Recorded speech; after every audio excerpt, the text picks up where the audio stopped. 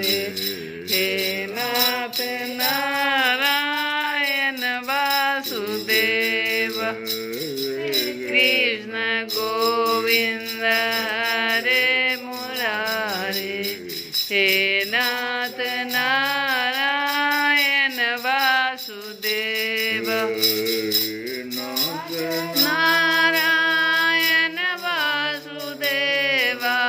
हे नाथ नारायण वासुदेव। हे नाथ नारायण वासुदेव। हे नाथ नारायण वासुदेव। श्री कृष्ण गोविंद हरे मुरारे। हे नाथ नारायण वासुदेव। राम राम राम हरे हरे हरे कृष्ण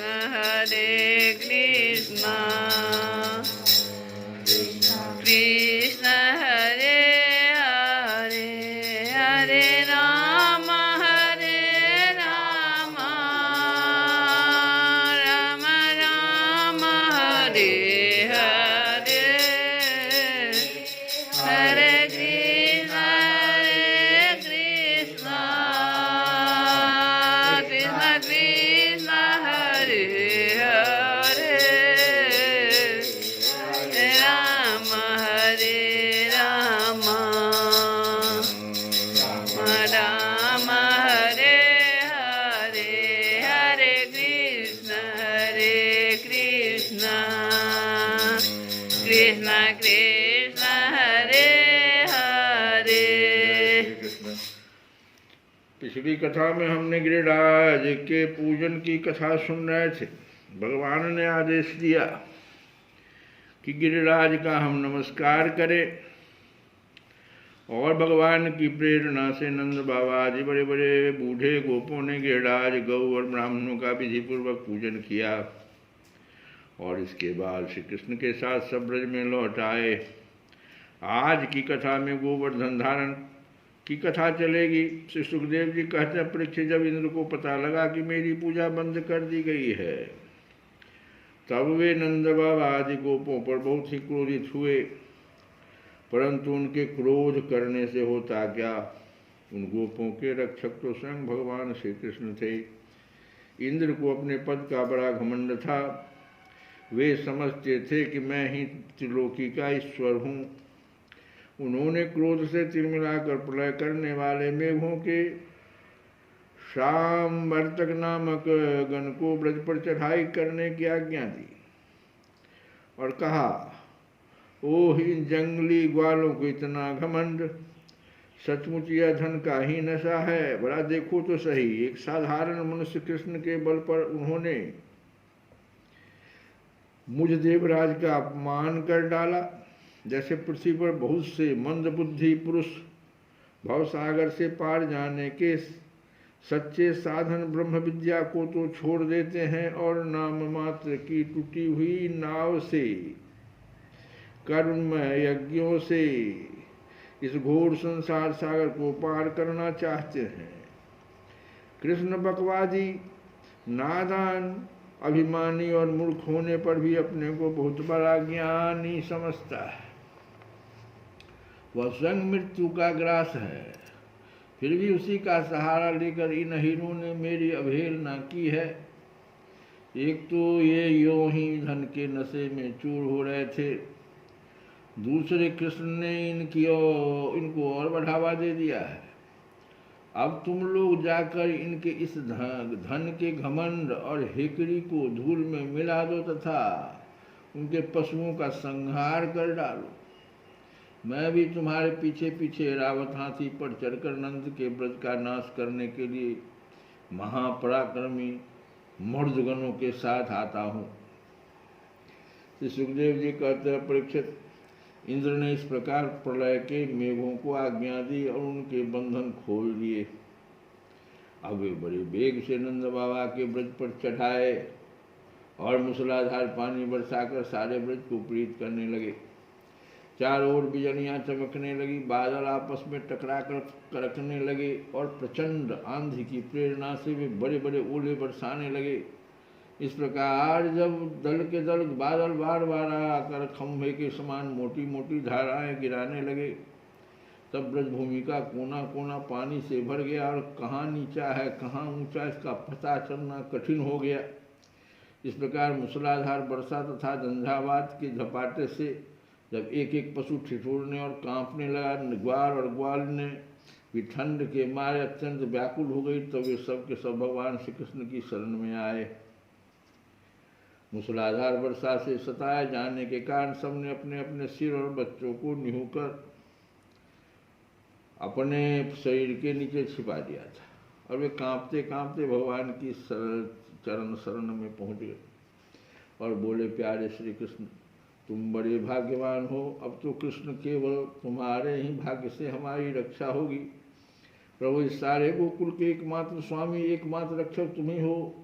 भक्तवत्सल इंद्र के क्रोध से अब तुम ही हमारी रक्षा कर सकते हो। भगवान ने देखा कि वर्षा और ओलों की मार से पीत होकर सब बेहोश हो रहे हैं। वे समझ गए कि यह सारी करतूत इंद्र की है, उन्होंने ही क्रोधवश ऐसा किया है। वे मन ही मन कहने लगे, हमने इंद्र का यह यज्ञ भंग कर दिया है। इसी से वे ब्रज का नाश करने के लिए बिना ऋतु के ही यह प्रचंड वायु और ओलों के साथ घनघोर वर्षा कर रहे हैं। अच्छा, मैं अपनी योग माया से इसका बड़ी भांति जवाब दूंगा। ये मूर्खता बस अपने को लोकपाल मानते हैं। इनके ऐश्वर्य और धन का घमंड तथा ज्ञान में चूर चूर कर दूंगा। देवता लोग तो सत्व प्रधान होते हैं, इनमें अपने ऐश्वर्य और पद का अभिमान न होना चाहिए। अतः यह उचित ही है कि इन सत्वगुण से च्युत दुष्ट देवताओं का मैं मानभंग कर दूं। इससे अंत में उन्हें शांति ही मिलेगी। यह सारा ब्रज मेरे आश्रित है, मेरे द्वारा स्वीकृत है और एकमात्र मैं ही इसका रक्षक हूँ। अतः मैं अपनी योग माया से इसकी रक्षा करूँगा। संतों की रक्षा करना तो मेरा व्रत ही है। अब उसके पालन का अवसर पहुँचा है।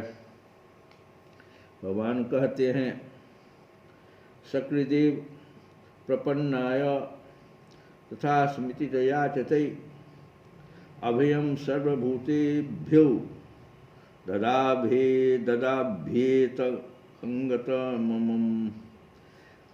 जो केवल एक बार मेरी शरण में आ जाता है, इसका अर्थ है कि जो केवल एक बार मेरी शरण में आ जाता है और मैं तुम्हारा हूँ, इस प्रकार याचना करता है,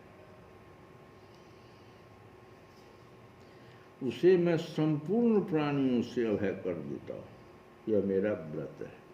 यही व्रत, रक्षा करना तो मेरा व्रत ही। इस प्रकार कहकर भगवान श्री कृष्ण ने खेल खेल में एक ही हाथ से गिरिराज गोवर्धन को उखाड़ लिया और जैसे छोटे छोटे बालक बरसाती छत्ते के पुष्प को उखाड़ कर हाथ में रख लेते हैं, वैसे उन्होंने उस पर्वत को धारण कर लिया। इसके बाद भगवान ने गोपों से कहा, माताजी, पिताजी और ब्रजवासियों, तुम लोग अपनी गौओं और सब सामग्रियों के साथ इस पर्वत के गड्ढे में आकर आराम से बैठ जाओ। देखो, तुम लोग ऐसी शंका न करना कि मेरे हाथ से यह पर्वत गिर पड़ेगा। तुम लोग तनिक भी मत डरो। आंधी पानी के डर से तुम्हें बचाने के लिए ही मैंने यह युक्ति रची है।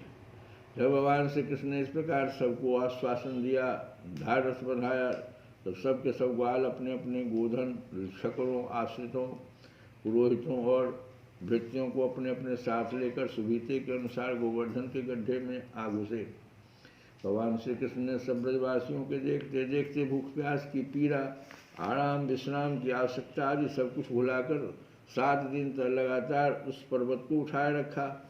एक डग भी वहाँ से इधर उधर नहीं हुए। श्री कृष्ण की योग माया का यह प्रभाव देखकर इंद्र के आश्चर्य का ठिकाना न रहा।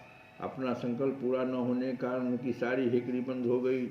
वे भटकते से रह गए। इसके बाद उन्होंने मेघों को अपने आप वर्षा करने से रोक दिया।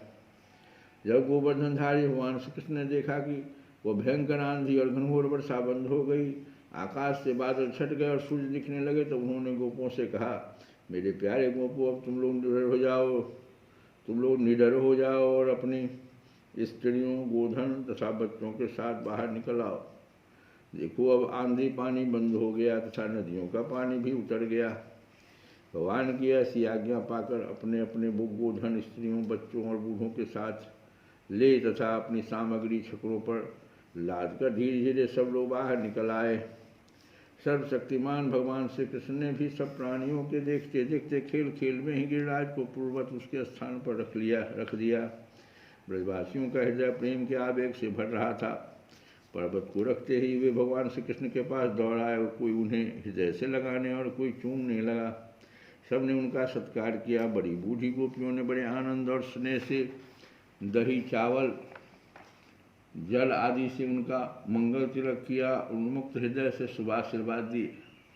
यशोदा रानी, रोहिणी जी, नंद बाबा और बलवानों में श्रेष्ठ बलराम जी ने स्नेहातुर होकर श्री कृष्ण को हृदय से लगा लिया और आशीर्वाद दिए। परीक्षित उस समय आकाश में स्थित देवता, साध्य, सिद्ध, गंधर्व और चारण आदि प्रसन्न होकर भगवान की स्तुति करते हुए उन पर फूलों की वर्षा करने लगे। राजन, स्वर्ग में देवता लोग शंख और नौ बजाने लगे। तुम्बुरु आदि गंधर्व राज भगवान की मधुर लीला का गान करने लगे। इसके बाद भगवान श्री कृष्ण ने ब्रज की यात्रा की। उनके बगल में बलराम जी चल रहे थे। उनके प्रेमी बाल बाल उनकी सेवा कर रहे थे।